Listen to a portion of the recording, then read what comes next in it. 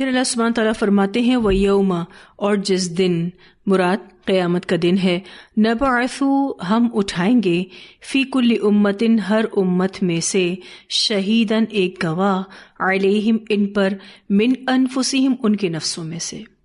یہاں پر آپ دیکھیے تو شہیداً علیہم میں شہید علی آ رہا ہے، معنی کسی کے خلاف گواہی دینا۔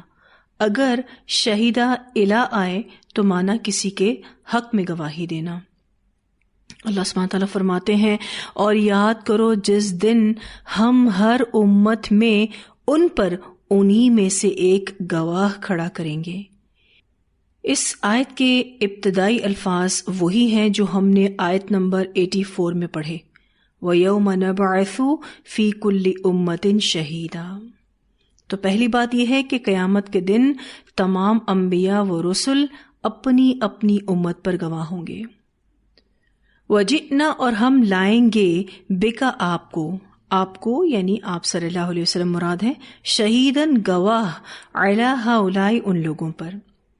آپ صلی اللہ علیہ وسلم کو اللہ مخاطب کر کے فرما رہے ہیں اور ہم، اے پیغمبر صلی اللہ علیہ وسلم، آپ کو ان لوگوں پر گواہ بنا کر لائیں گے، یعنی آپ صلی اللہ علیہ وسلم اور آپ کی امت کے لوگ گواہی دیں گے۔ یہاں پر آپ کی امت کا ذکر تو نہیں ہے، لیکن قرآن پاک کی دوسری آیات سے ہمیں یہ بات پتہ چلتی ہے۔ اب نبی اکرم صلی اللہ علیہ وسلم کن لوگوں پر گواہی دیں گے؟ یہاں پر ہؤلاء سے پہلی مراد امت محمدی صلی اللہ علیہ وسلم ہے، یعنی نبی اکرم صلی اللہ علیہ وسلم اپنی امت کے لوگوں پر گواہی دیں گے، جس کا ذکر سورہ البقرہ آیت نمبر 143 اور سورۃ الحج آیت نمبر 78 میں آتا ہے۔ آپ صلی اللہ علیہ وسلم اپنی امت کے لوگوں کے حق میں بھی گواہی دیں گے اور آپ صلی اللہ علیہ وسلم ان کے خلاف بھی گواہی دیں گے۔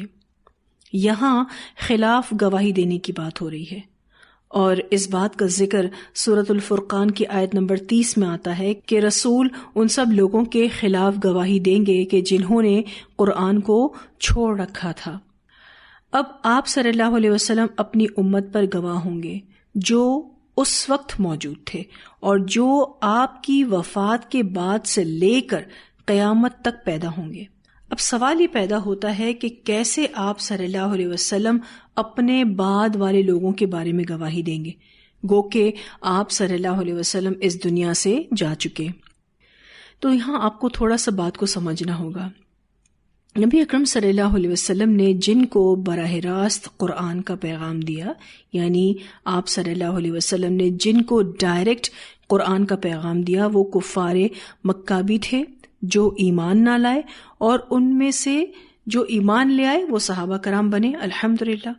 آپ صلی اللہ علیہ وسلم نے من وعن یعنی ایز اٹ از اللہ کا پیغام پہنچایا، کوئی کنفیوژن نہ چھوڑی، سال ہا سال محنت کی، مشقت اٹھائی، لیکن وہ لوگ جو مشرکین تھے نہ مانے، تو ان کے خلاف آپ صلی اللہ علیہ وسلم بذات خود گواہی دیں گے کہ اللہ، میں نے ان کو آپ کا پیغام پہنچانے میں کوئی کسر نہ چھوڑی، لیکن انہوں نے قرآن کو چھوڑ دیا۔ جب نبی اکرم صلی اللہ علیہ وسلم اس دنیا سے چلے گئے تو باقی دنیا تک، قیامت تک کے لیے یہ پیغام پہنچانے کی ذمہ داری آپ صلی اللہ علیہ وسلم کی امت پر ٹرانسفر کی گئی۔ اب اگر یہ امت اس فریضے کو ادا کرنے میں کوتاہی کرے گی تو اس کا وبال انہیں پر آئے گا۔ یہ بہت بھاری ذمہ داری ہے جس کو امت کے بہت سے لوگ ادا کر رہے ہیں، الحمدللہ۔ جب وہ لوگ اللہ کا پیغام لوگوں کو پہنچاتے ہیں تو کچھ قرآن کو نہیں مانتے اور کچھ مان جاتے ہیں۔ اللہ تعالیٰ سورۃ البقرہ کی آیت نمبر 143 میں فرماتے ہیں کہ اس طرح ہم نے تمہیں ایک امت وسط بنایا تاکہ تم لوگوں پر گواہ بنو اور رسول تم پر گواہ بنے۔ اب امت کے لوگ جو دین کو پہنچانے والے ہیں وہ بھی گواہ ہوں گے۔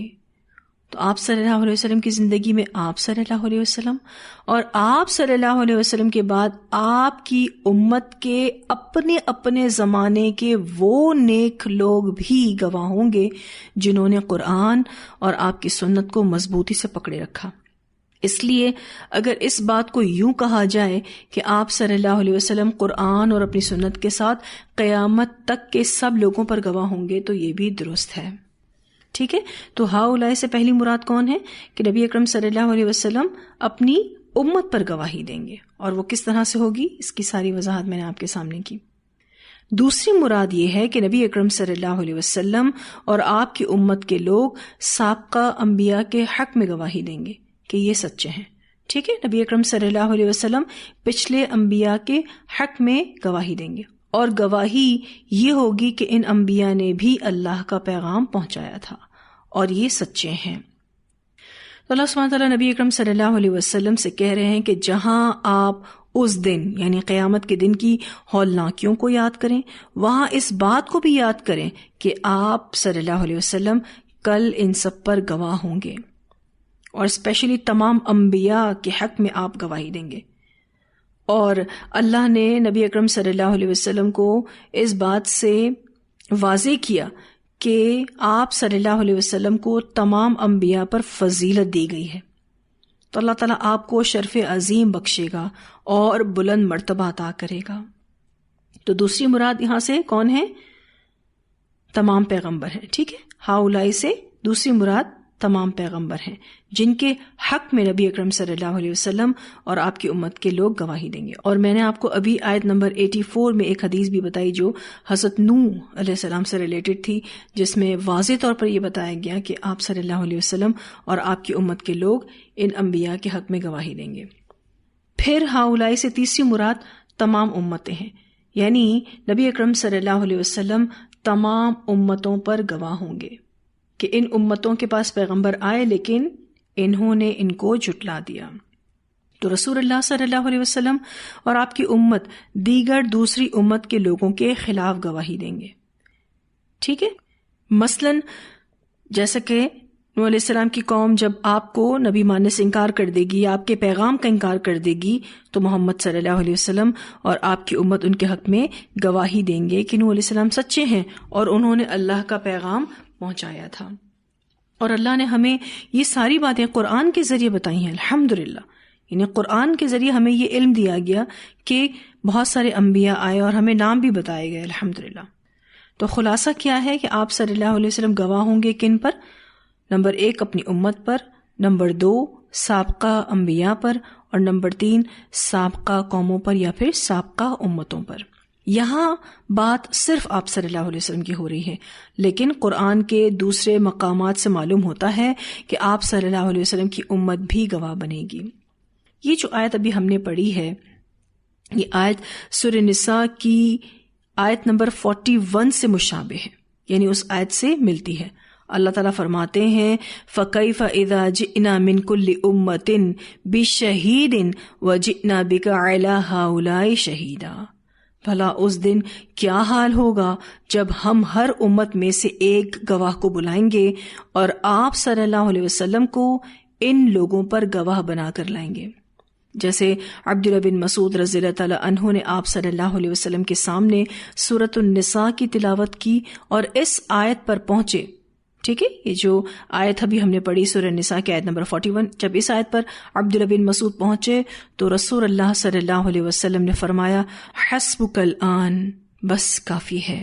عبداللہ بن مسعود رضی اللہ تعالیٰ عنہ بیان کرتے ہیں کہ میں نے رسول اللہ صلی اللہ علیہ وسلم کی طرف دیکھا تو آپ کی آنکھیں اشک بار تھیں. یعنی نبی اکرم صلی اللہ علیہ وسلم اس فضل کو یاد کر کے محسوس کر کے رو رہے تھے جو فضل اللہ تعالیٰ نے آپ صلی اللہ علیہ وسلم کو دیگر انبیاء پر دیا. یعنی آپ صلی اللہ علیہ وسلم سید المرسلین بنائے گئے اور اس ذمہ داری کے بوجھ کو فیل کر کے بھی رو رہے تھے. پھر اللہ سبحانہ تعالیٰ فرماتے ہیں وَنَزَّلْنَا، اور نازل کی ہم نے عَلَيْكَ الْكِتَابَ، آپ پر کتاب. یہاں پر الکتاب سے مراد اللہ کی کتاب یعنی قرآن بھی ہے اور نبی اکرم صلی اللہ علیہ وسلم کی احادیث بھی ہیں. بخاری کی روایت میں آتا ہے کہ رسول اللہ صلی اللہ علیہ وسلم نے اپنی احادیث کو بھی کتاب اللہ قرار دیا ہے. تو اللہ تعالیٰ فرماتے ہیں وَنَزَّلْنَا، اور نازل کی ہم نے عَلَيْكَ الْكِتَابَ، آپ پر کتاب، تِبْيَانًا، کھول کر بیان کرنے والی، لِكُلِّ شَيْءٍ، واسطے ہر چیز کے. یہاں پر تبیانن کا جو لفظ آیا ہے با یا نون سے ہے، یعنی واضح کرنا، کھول کر بیان کرنا۔ تبیان کا کام پیغمبر ہی کرے گا، ٹھیک ہے؟ جیسے اگر کسی کو قرآن کا ترجمہ اور تفسیر پڑھنی ہے تو وہ آپ صلی اللہ علیہ وسلم نے جو بتایا اس کے مطابق پڑھے گا۔ لغت سے ہم لفظی وضاحت کو تو لے سکتے ہیں، یعنی ہم ڈکشنریز کے ذریعے کسی بھی قرآنی لفظ کو اچھے سے سمجھنے کی کوشش کر سکتے ہیں، لیکن جن لفظوں کو آپ صلی اللہ علیہ وسلم نے خاص معنی دیا اس کو ویسے ہی لینا ہے۔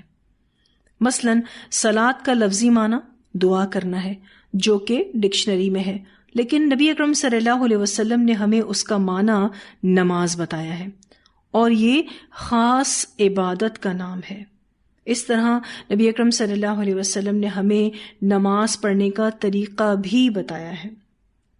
پھر یہ کہ حج کا لفظی معنی ارادہ کرنا ہے، لیکن آپ صلی اللہ علیہ وسلم نے ہمیں بتایا کہ یہ ایک عبادت ہے اور اس کو ادا کرنے کا ایک خاص طریقہ بھی ہے، ٹھیک ہے؟ تو یہاں پر جو بات ہو رہی ہے نا کہ یہ کھول کر بیان کرنے والی ہے کتاب، ٹھیک ہے؟ تو یہ تبیان کا کام کون کرے گا؟ پیغمبر کرے گا۔ لِكُلِّ شَيْءٍ، واسطے ہر چیز کے، یعنی ہدایت سے ریلیٹڈ ہر چیز قرآن میں موجود ہے۔ تو اللہ تعالیٰ کیا فرماتے ہیں کہ قرآن میں ہر چیز کا بیان ہے۔ ابن مسعود رضی اللہ تعالیٰ عنہ بیان کرتے ہیں کہ ہمارے لیے اس قرآن میں ہر علم اور ہر چیز کو بیان کر دیا گیا ہے، یعنی قرآن میں ہر نافع علم موجود ہے، جو بھی انسانوں کے لیے بینیفیشل نالج ہے وہ قرآن میں موجود ہے۔ اس میں ماضی کے واقعات ہیں، مستقبل کا علم ہے، حلال اور حرام کے احکام بیان کیے گئے ہیں، اور ہر اس چیز کو بیان کر دیا گیا ہے جس کی لوگوں کو دین، دنیا، معیشت اور آخرت کے اعتبار سے ضرورت تھی۔ امام اوزاعی رحمہ اللہ فرماتے ہیں کہ اللہ نے آپ صلی اللہ علیہ وسلم پر ایسی کتاب نازل کی ہے جس کو سنت کے ذریعے سے ایکسپلین کیا گیا ہے، لیکن لوگ اس حصے کی غلط تفسیر کرتے ہیں۔ کون سے حصے کی؟ وَنَزَّلْنَا عَلَيْكَ الْكِتَابَ تِبْيَانًا لِكُلِّ شَيْءٍ، کہ قرآن ہر چیز کو ایکسپلین کرتا ہے تو سنت کی کیا ضرورت ہے؟ اس اعتراض کا جواب سورۃ النحل آیت نمبر 44 میں دیا گیا ہے، جو الحمدللہ ہم پڑھ چکے ہیں، اور وہ آیت یہ ہے وَأَنزَلْنَا إِلَيْكَ الذِّكْرَ لِتُبَيِّنَ لِلنَّاسِ مَا نُزِّلَ إِلَيْهِمْ، اور ہم نے نازل کیا آپ کی طرف یہ کتاب یا پھر ذکر تاکہ آپ بیان کر دیں لوگوں کے لیے جو نازل کیا گیا ہے ان کی طرف۔ تو آپ صلی اللہ علیہ وسلم نے لوگوں کو واضح کیا اپنے قول سے، اپنے عمل سے، اپنے اپروول سے، الحمدللہ۔ پھر یہ کہ سورۃ الحشر کی آیت نمبر 7 میں اللہ تعالیٰ فرماتے ہیں وَمَا آتَاكُمُ الرَّسُولُ فَخُذُوهُ وَمَا نَهَاكُمْ عَنْهُ فَانْتَهُوا، جو کچھ رسول تمہیں دے دیں اسے لے لو، اور جس چیز سے تمہیں روک دیں اس سے رک جاؤ، باز آ جاؤ۔ اس آیت سے بھی واضح ہوتا ہے کہ رسول صلی اللہ علیہ وسلم کے احادیث کو دین کے طور پر لینے کا کہا گیا ہے، تو جو بھی حدیث کا منکر ہے وہ قرآن کا بھی منکر ہے۔ ایک روایت آتی ہے نبی اکرم صلی اللہ علیہ وسلم کے پاس ایک آدمی آیا اور کہنے لگا اے اللہ کے رسول صلی اللہ علیہ وسلم، میں آپ کو اللہ کی قسم دیتا ہوں کہ آپ ہم لوگوں کا فیصلہ کتاب اللہ کے مطابق کر دیجئے۔ یہ سن کر اس کا فریق مخالف کھڑا ہوا اور وہ اس کی نسبت زیادہ سمجھدار تھا۔ اس نے کہا یا رسول اللہ صلی اللہ علیہ وسلم، یہ سچ کہتا ہے، آپ میرا اور اس کا فیصلہ کتاب اللہ کے موافق کر دیجئے، اور اے اللہ کے رسول صلی اللہ علیہ وسلم، مجھے اجازت دیجئے کہ میں مقدمے کی تفصیلات بیان کروں۔ آپ صلی اللہ علیہ وسلم نے فرمایا ہاں بیان کرو۔ وہ کہنے لگا میرا بیٹا اس کے گھر میں کام کاج کے لیے نوکر تھا، سو وہ اس کی بیوی کے ساتھ زنا کر بیٹھا، تو میں نے 100 بکریاں اور ایک غلام دے کر اپنے بیٹے کو چھڑا لیا۔ پھر جو میں نے اہل علم سے پوچھا تو انہوں نے کہا کہ میرے بیٹے کو 100 کوڑے لگیں گے اور وہ 1 سال کے لیے جلا وطن ہوگا اور اس کی بیوی سنسار ہوگی، یہ سن کر آپ صلی اللہ علیہ وسلم نے فرمایا اس ذات کی قسم جس کے ہاتھ میں میری جان ہے میں تم دونوں کا فیصلہ کتاب اللہ کے موافق کروں گا۔ پھر نبی اکرم صلی اللہ علیہ وسلم نے فرمایا تم نے جو 100 بکریاں اور غلام ان کو دیا ہے وہ تم کو واپس کیا جائے گا، تمہارے بیٹے کو 100 کوڑے لگیں گے اور 1 برس کے لیے جلا وطن ہوگا، اور اے انیس تم کل صبح اس دوسرے شخص کی بیوی کے پاس جاؤ، اگر وہ زنا کا اقرار کرے تو اسے سنسار کر دو۔ یعنی نبی اکرم صلی اللہ علیہ وسلم نے صحابی کو حکم دیا کہ آپ کل صبح اس دوسرے شخص کی بیوی کے پاس جانا، اگر اس کی بیوی زنا کا اقرار کرے تو پھر اس کو سنسار کر دینا۔ سیدنا انیس رضی اللہ تعالی عنہ اس شخص کی بیوی کے پاس گئے تو اس نے زنا کا اقرار کیا، چنانچہ انیس رضی اللہ تعالی عنہ نے اس کو سنسار کر دیا۔ اسے بخاری نے روایت کیا ہے۔ اب آپ دیکھیں اس حدیث میں جو مسئلہ بیان کیا گیا وہ قرآن سے نہیں تھا، آپ صلی اللہ علیہ وسلم کی حدیث سے تھا۔ آپ صلی اللہ علیہ وسلم نے انہیں کتاب اللہ میں شمار کیا۔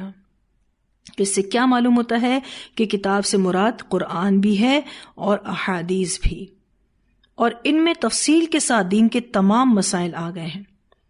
اب سوال یہ پیدا ہوتا ہے کہ جو نئے مسائل آتے ہیں ان کا سولوشن کہاں سے نکالا جائے؟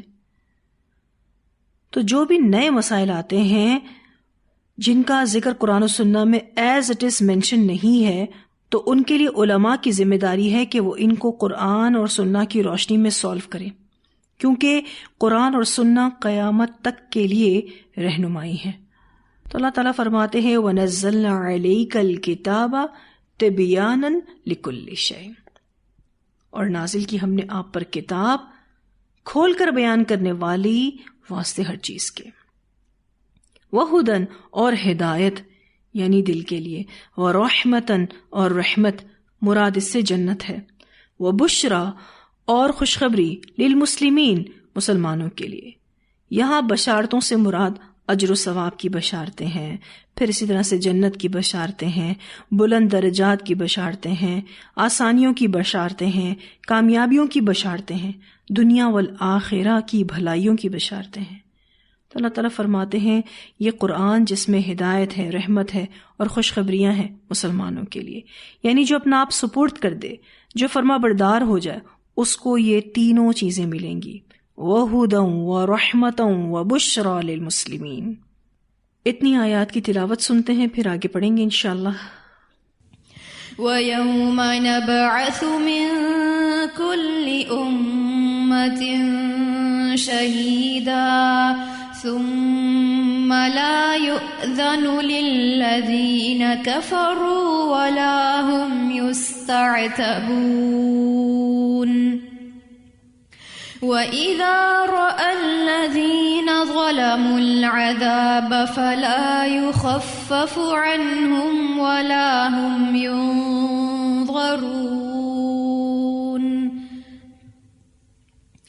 وَإِذَا رَأَى الَّذِينَ أَشْرَكُوا شُرَكَاءَهُمْ قَالُوا رَبَّنَا هَؤُلَاءِ شُرَكَاؤُنَا قَالُوا رَبَّنَا هَؤُلَاءِ شُرَكَاؤُنَا الَّذِينَ كُنَّا نَدْعُو مِن دُونِكَ فَأَلْقَوْا إِلَيْهِمُ الْقَوْلَ إِنَّكُمْ لَكَاذِبُونَ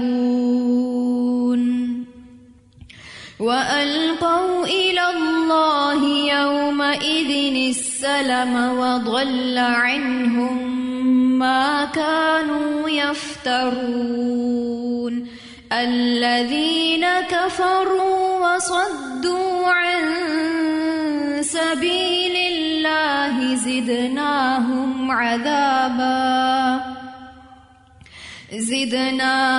عَذَابًا فَوْقَ الْعَذَابِ بِمَا كَانُوا يُفْسِدُونَ وَيَوْمَ نَبْعَثُ فِي كُلِّ أُمَّةٍ شَهِيدًا عَلَيْهِمْ مِنْ أنفسهم وجئنا بك شهيدا على هؤلاء ونزلنا عليك الكتاب تبيانا لكل شيء